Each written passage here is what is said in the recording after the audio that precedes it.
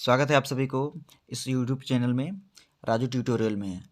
अगर दोस्तों वीडियो में आप लोग नए हैं तो चैनल को जरूर सब्सक्राइब कर लीजिए, क्योंकि इसी तरह के वीडियो जितना भी अभी मॉडल सेट आया है सारा को मैं अपलोड कर देने वाला हूं। टेंशन लेने की ज़रूरत नहीं है। तो चलिए हम लोग आगे बढ़ते हैं बिना किसी देरी के। तो इसमें है झारखंड शैक्षणिक अनुसंधान एवं प्रशिक्षण परिषद रांची झारखंड 2022 और 23 मॉडल प्रश्न पत्र है। कक्षा है 10, विषय है विज्ञान और समय है 1.5 घंटा, पूर्णांक है 40। तो चलिए हम लोग क्वेश्चन की ओर बढ़ते हैं। तो पहला क्वेश्चन है आप लोग का, में किस प्रकार के दर्पण का प्रयोग या फिर उपयोग किया जाता है। तो ये आपका उपयोग किया जाता है अवतल दर्पण का, बहुत इंपॉर्टेंट है। नेक्स्ट है गोलीय दर्पण में फोकस दूरी एवं वक्रता त्रिज्या के बीच संबंध है। तो ये F बराबर R/2 होता है। ऑप्शन नंबर बी हो जाएगा। क्वेश्चन नंबर 3, प्रकाश के अपवर्तन की क्रिया में कौन सी भौतिक राशि अपरिवर्तित रहती है। तो ये ऑप्शन नंबर ए हो जाएगा, यानी आवृत्ति। नेक्स्ट है क्वेश्चन, 1 मीटर फोकस दूरी वाले उस लेंस की क्षमता होगी। तो उस लेंस की क्षमता क्या होगी। तो ये ऑप्शन नंबर बी हो जाएगा, यानी 1 मीटर, 1 डायोप्टर हो जाएगा। नेक्स्ट क्वेश्चन है, 4 डायोप्टर क्षमता वाले अवतल लेंस की फोकस दूरी क्या होगी। तो ये आपका 100 यानी 4, यानी आपका 25 सेंटीमीटर हो जाएगा। Option number B. Next question की ओर बढ़ते हैं।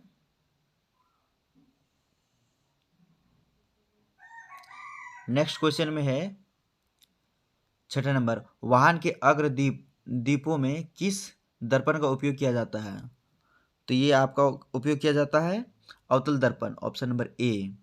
नेक्स्ट क्वेश्चन में बढ़ते हैं, मानव नेत्र के जिस भाग पर किसी वस्तु का प्रतिबिंब बनता है वह है। तो वह मानव नेत्र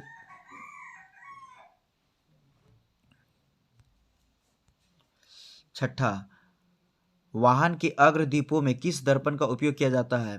तो ये अवतल दर्पण का उपयोग किया जाता है। नेक्स्ट क्वेश्चन नंबर 7, मानव नेत्र जिस भाग पर किसी वस्तु का प्रतिबिंब बनता है वह है दृष्टिपटल। Option number D. नेक्स्ट है, सामान्य नेत्र पर नेत्र का दूरी बिंदु क्या है। तो ये सामान्य दूरी बिंदु यानी अनंत हो जाएगा इसका। Option number D.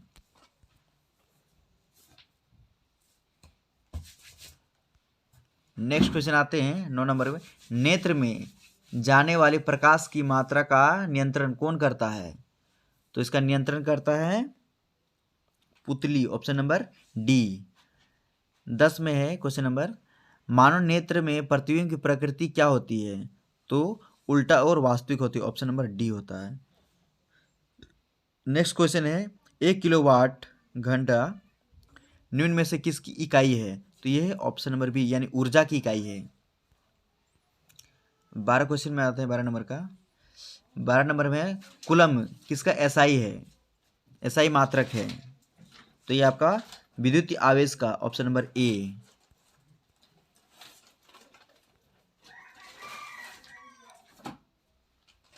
नेक्स्ट है, विद्युत मोटर एक युक्ति है जो परिवर्तित करती है। तो ये परिवर्तित करती है विद्युत ऊर्जा को यांत्रिक ऊर्जा में। ऑप्शन नंबर बी हो जाएगा।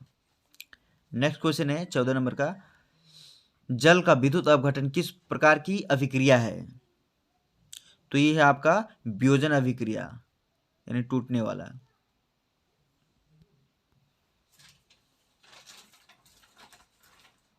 नेक्स्ट है 15 number, copper oxide plus H2O यानी हाइड्रोजन रिएक्शन करके कॉपर हाइड्रोक्साइड है। तो दिए हुए अभिक्रिया में किस पदार्थ का उपचयन हो रहा है।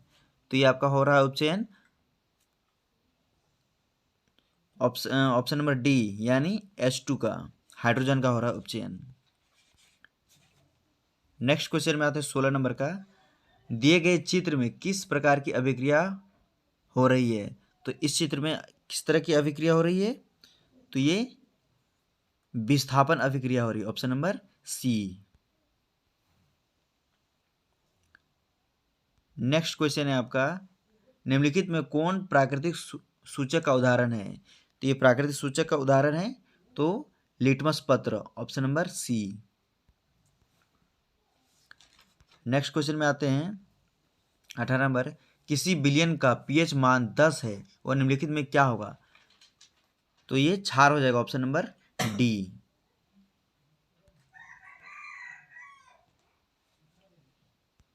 और 19 नंबर का क्वेश्चन है, दिया गया चित्र क्या सूचित करता है? तो दिया गया चित्र क्या सूचित करना है? तो देख लीजिए, इसका हाथ क्या हो जा रहा है, थोड़ा सा कटा हुआ, और यहाँ भी थोड़ा सा कटा हुआ है, यानी एसिड गिराते हैं तो ये सांद्र अम्ल तथा क्षार वाले बर्तन का चेतावनी चिन्ह है, यानी चेतावनी चिन्ह है, यानी ऑप्शन नंबर डी हो जाएगा।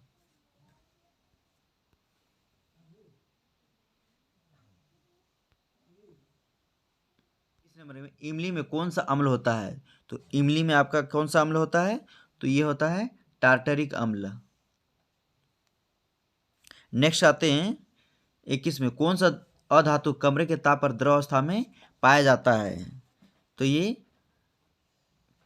पाया जाता है आपका कमरे की तापमान में, द्रव अवस्था में, तो ये ब्रोमीन होता है, ऑप्शन नंबर सी। नेक्स्ट है, निम्नलिखित में किस पदार्थ का उपयोग अग्निशामक बनाने में किया जाता है? तो इसका उपयोग अग्निशामक बनाने में किया जाता है, तो ये sodium hydrogen carbonate, option number B.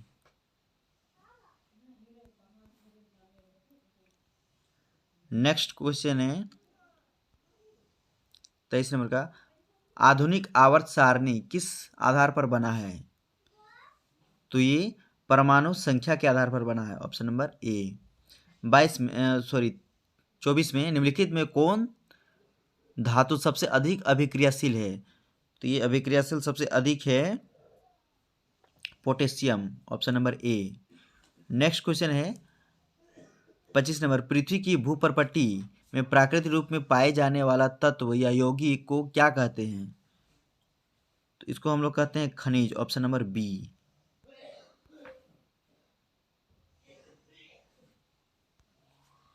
Next question है 26, प्रोपेनॉल में कौन अभिक्रियाशील समूह मौजूद है?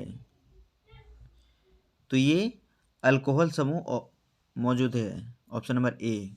27, प्रकाश संश्लेषण प्रक्रिया में निम्नलिखित में क्या नहीं होता है?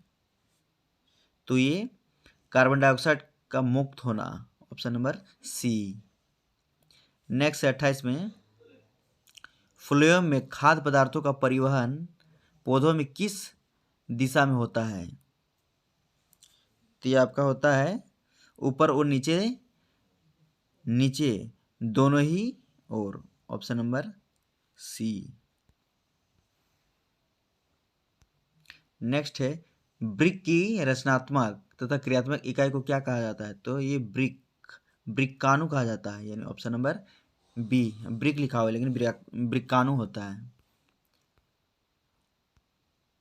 ऑप्शन क्वेश्चन नंबर 30, फल को पकाने के लिए कौन सा हार्मोन उत्तरदायी है? तो एथिलीन है, option number C. Next question है, एस्ट्रोजेन स्रावित होता है? तो एस्ट्रोजन स्रावित होता है अंडाशय द्वारा।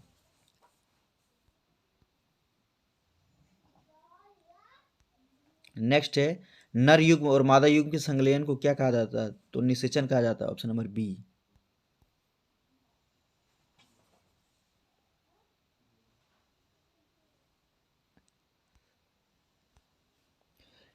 नेक्स्ट क्वेश्चन है, दिए गए चित्र में कौन सा जनन हो रहा है? तो कौन सा जनन हो रहा है? तो जनन देखिए यहाँ पे होता है, इस जगह पे होता है, यानी मुकुलन कहा जाता है इस जगह को, जनन यहाँ पे नहीं होता है, तो ये ऑप्शन नंबर ए हो जाएगा।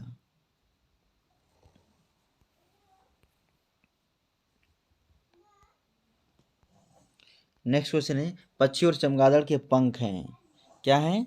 तो ये असंजात अंग है, ऑप्शन नंबर डी। नेक्स्ट है, मेंडल अपने प्रयोग के लिए किस पौधे को चुना था? तो ये मटर का पौधा को चुना था। नेक्स्ट है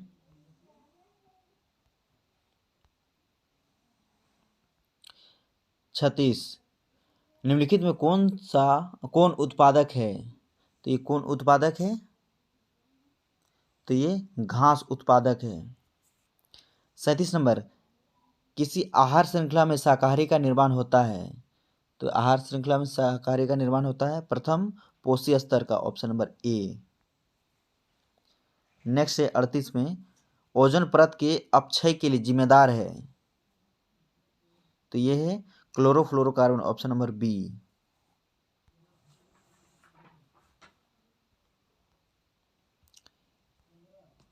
नेक्स्ट क्वेश्चन है, निम्नलिखित में कौन जैव मात्रा ऊर्जा स्रोत का उदाहरण नहीं है। तो ये नाभिक ऊर्जा का, यानी option number C. Next question है, पवन ऊर्जा उत्पादन के लिए पवन की चाल न्यूनतम कितनी होनी चाहिए।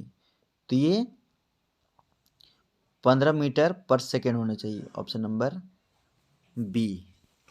इस तरह से वीडियो आप लोग को समाप्त होता है। दोस्तों वीडियो अगर आप लोग को अच्छा लगा है तो प्लीज़ लाइक कीजिए, कमेंट कीजिए, सब्सक्राइब जरूर कीजिए और दोस्तों के साथ भी शेयर कर दीजिए। वीडियो देखने के लिए बहुत बहुत धन्यवाद।